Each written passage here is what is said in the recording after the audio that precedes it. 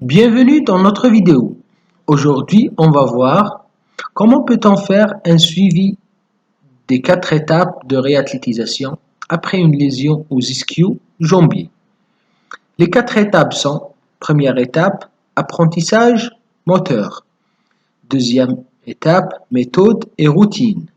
Troisième étape, développement ciblé des qualités physiques.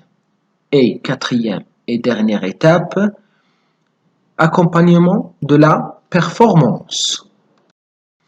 Comme vous le voyez ici, on commence toujours par un échauffement général des gammes athlétiques habituelles, talons-fesses, élévation de genoux, des pas de sioux, des ciseaux, des pas de doigts, ainsi de suite. L'objectif est de bien préparer le muscle ciblé qui est notre ischio-jambier au travail qui va venir. Après un bon échauffement de 10 à 15 minutes, on entame nos étirements, des étirements activo-dynamiques, des étirements passifs. Comme ça, nos ischios seront enfin prêts pour le travail, ou plus précisément pour la première étape de notre travail, qui est l'apprentissage moteur. Pour cette étape, on consacrera une semaine avec 4 séances. Les 2 premières séances, on fera un travail de renforcement musculaire statique des ischio-jambiers, sans charge avec un 30-30 ou un 30-45, comme vous le voyez ici avec des variétés de positions, sur le dos, sur les jambes et sur un seul appui. Pour les 2 dernières séances, on fera un travail de renforcement musculaire, mais cette fois-ci dynamique. Comme vous le voyez ici, on peut introduire des charges aussi.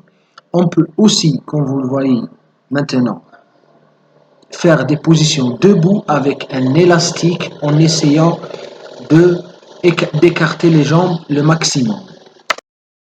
On consacrera la deuxième semaine pour la deuxième étape qui est méthode et routine. Dans cette étape, on va augmenter notre rythme de travail en travaillant en excentrique et en concentrique, avec une charge représentée par un assistant, comme vous le voyez ici dans la vidéo, ou on peut aussi utiliser des élastiques comme charge, comme vous allez le voir maintenant sur la vidéo.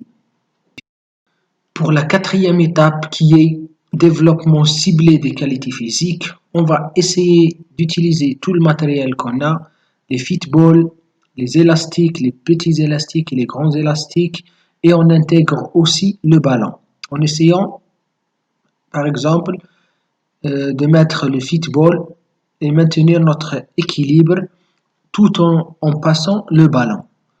Dans cette troisième étape, on a augmenté un peu le rythme, on a varié les exercices tout en étant progressif dans notre travail. Comme ça, on a pu atteindre notre but.